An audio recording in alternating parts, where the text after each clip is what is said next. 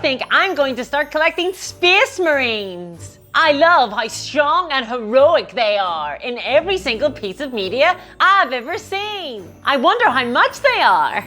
Okay. 5 models for $60? That seems a bit pricey. I think I'll just wait for them to go on sale.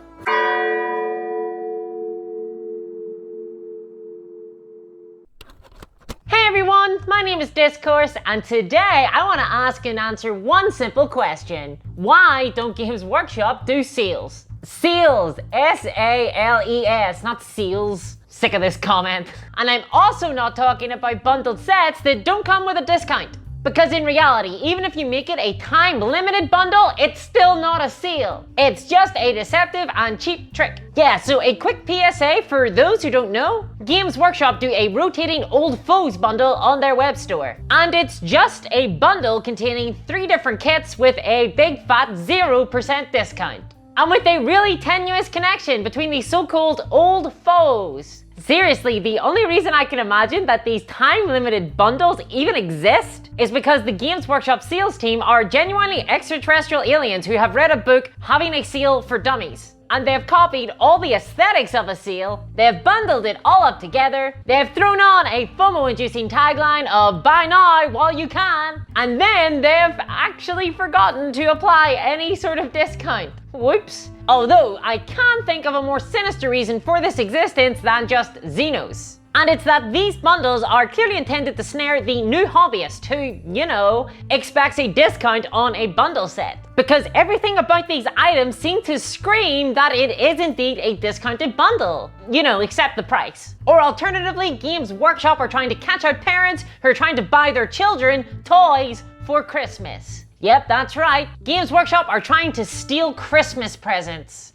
from children. They really are villains, aren't they? Wait, I feel like I've gone off on a tangent. How did I get here? Oh yeah, sales. Good segue, me. The Old Foes bundle actually raises a very interesting point. Why are Games Workshop so afraid of doing a sale? And I mean a real sale here, with discounts and everything. They seem to be really anemic to the idea of discounting models in their own stores. Except for last month, I'll give you that. During Warhammer Day, which, and I'm often accused of being cynical, but I actually don't mind a big day once a year to get hyped about new releases. And I think a sale wraparound that event is a really good idea. And do you know, Games Workshop actually did do that. They had a big sale during the Warhammer Day event. And it even lasted a few weeks, not just a single day. I don't know about anybody else, but it really felt like the stars had aligned. I personally was waiting for the sky to open up on me and for the Titans to come marching to Olympus. I think this was actually the first time I had seen GW discount models in their own stores since like 2007. And the discounts were actually pretty good. This wasn't even like a pretend sale. The Dominion box was down to £87 and so was Warcry Catacombs. In fact, this discount was enough for me to check out Warcry. Imagine that, I actually tried a new system because it was made cheaper. And it was very unusual for me. I never buy direct from Games Workshop. I always check out my affiliate links in the description of this video. You get significant discounts from the affiliates, as well as that you help support the channel at no extra cost to you. Christmas is coming and Discourse is hungry. Now that said, it did seem like these boxes were only on sale while stocks lasted. So it was my impression that this was done to help clear stock space for new items coming into the Christmas period. So yeah, aside from that, Games Workshop never ever do sales. Like, period. I don't know, maybe they think they're being too generous by offering us 5 whole Space Marine models for $60. So thanks for the generosity, Games Workshop!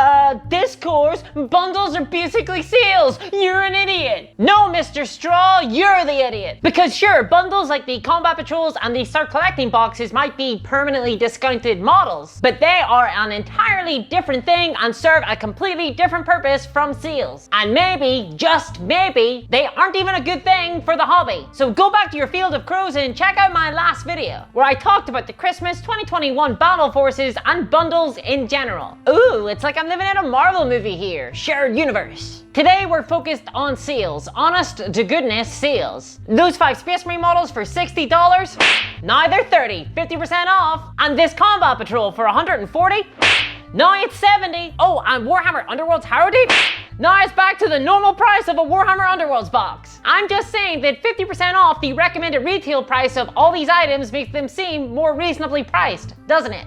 We might just touch on that later. And remember, Games Workshop did actually used to do sales. Oh, such halcyon days. And it's not like players haven't really wanted sales. I mean, look, 55% of all Games Workshop product is sold through third-party retail stores. And for a really good reason, because those third-party stores actually sell their models at a bit of a discount. And it's by this factor that Games Workshop sort of do sales, right? Because they know that third-party sites are going to sell their models at a discount from the RRP, because those third parties have to compete with other third parties. But why? Why do this? Surely Games Workshop want people to come into their store and buy from them directly, right? Because those third-party retail stores, they buy product from Games Workshop at around 40% off. And then those third parties can sell products at around 35% off. Like my affiliate links in the description below. So what's the point? Why not just discount models and sell them directly to customers? Why introduce a middleman? Well, I can only speculate, but I think that everything that Games Workshop does speaks to the desire to be seen as something more than a mere toy shop. You think that this is some mere toy? This is no mere toy. It's an action doll. You know, a premium action doll. Very exclusive because, you know, Games Workshop like to think of themselves as a premium brand. Like Apple or Lockheed Martin. And that's the major reason why they don't do sales. Apple, for example, rarely do sales as well. And Lockheed Martin aren't known for discounting their knife missiles either. That's literally a missile that exists to deploy spinning blades everywhere. That's a real thing, by the way, so next time you think a chainsword is impractical, just remember that. Seriously, the AdMech have got nothing on Lockheed Martin. And Games Workshop don't want to be seen to stoop so low as to do a discount. Not for the peasantry, not at all. They want their brand to appear extremely valuable. Again, this is why you pay $60 for 5 Space Marines from Games Workshop, but $50 for 20 Halfling Infantry and 10 Halfling Cavalry from Mantic Games. They're amazing, look at them! They're riding Golden Retrievers! And so Games Workshop believe that significant discounts on their models reduces the perceived value of their products. So even in those instances where they completely f up and overestimate the value of one of their boxes, Black Templars, they can't just reduce the price. They need to disguise that price break in order to maintain the premium facade. And it is a facade, as I like to demonstrate on this channel, so do subscribe if you find the content valuable. And this strategy makes sense if your entire business model is designed around monetizing a minority of your player base, right? It fits in with everything I've been saying on this channel. Games Workshop is a company seeking to monetize vulnerable members of this hobby to the extent that they spend far too much money and burn out completely. So if that is the company objective, and I'm sure they put it in a much nicer way, but I am not Games Workshop's PR department, so I'm gonna put it bluntly, then it really makes no sense to do any sales. Their entire business model is hostile to hobbyists. We're treated like animals to be tricked and corralled into spending the maximum amount of money. Hello again, old foes bundle. So why do a sale? If your business paradigm is trying to harpoon whales, why spread your nets out wide and try to catch all the little fish? To Games Workshop, the sales generated by a lot of hobbyists buying plenty of models at a reduced price is not made up for by a few hobbyists buying a lot of models at the full RRP price. Or as I like to think of it, the inflated price. And so there are no sales. And incidentally, marginal customers are priced out of the hobby. But what do Games Workshop care about that? Their business model is working out for them. There are big spenders in the hobby buying their existing products. Except, a major issue with Games Workshop's position here is that even if you're charging a lot of money, the product needs to emphasize value. If customers feel like they're getting a lot of value from a product, then they're more likely to put up with higher prices. The big problem is that Games Workshop are increasingly unable to provide this value, and their reach has been far exceeding their grasp, as we've started to see in their most recent big boxes, like the Black Templars box, the Kill Team Octarius box, and the Warhammer Harrowdeep box. All of these look like they have sold poorly. And well, I mean, they also did that Warhammer Day sale last month. And if your policy is to never ever do any sales, and then you do a sale to move product, well, it can't look very good for the finances of the company, can it? So maybe putting all their eggs in the one basket isn't the best strategy for Games Workshop. Because if you're focusing on a few big spenders, then that leaves the business vulnerable to big swings in spending behavior. You need to get more dice in your dice pool, you know, for consistency. But look, we haven't gotten on to the most important thing. And this is no lie the worst thing imaginable for Games Workshop. If you discount models, then customers would expect future discounts. And Games Workshop really don't want to court that idea. Like, at all. And that's because everything that Games Workshop sells has a sort of internal twisted logic to the pricing. Their regular combat patrols and start collecting boxes only have value when positioned against the RRP of their individual kits. We've talked about this on the channel before. And also they like to, generally speaking, price models based on their utility in the game. Except when they don't, and I know they're not always consistent on this, but it's the general gist.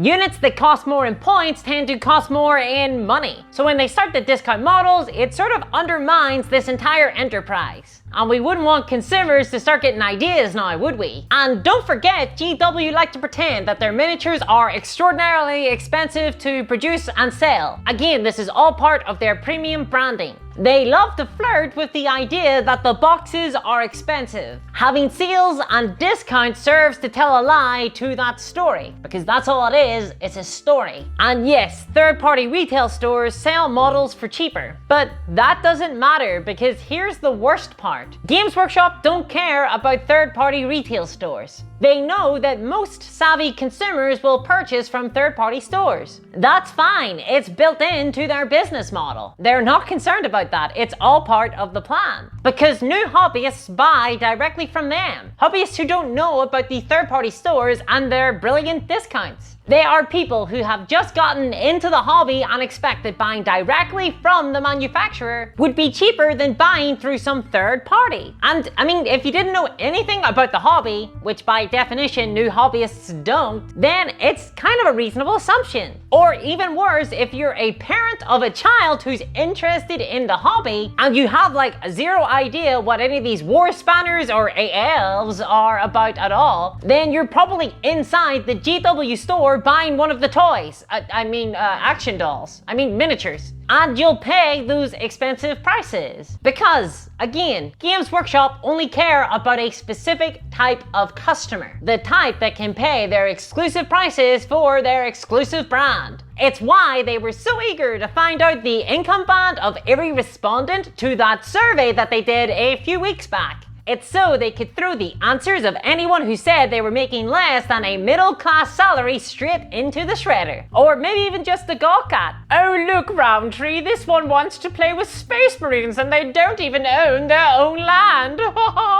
And go back to eBay, you peasant. But as usual, this is a bad perspective for Games Workshop. Welcome to the channel, I guess. For one, Warhammer should not be sold as a premium brand. There's a lot of people who would like to play the game these days, at least compared to 1995. So Games Workshop should let them play. Think of a sale like a release valve. Many customers can't afford the current prices, so what happens? Well, right now they have a few choices. They can buy cheaper recasts. Games Workshop gets zero money. Or they can buy secondhand models on eBay. Games Workshop gets zero money. They could save up and 3D print everything. GW gets zero money. Or they could just play a completely different game or never join the hobby in the first place. Again, GW gets zero money. Bad.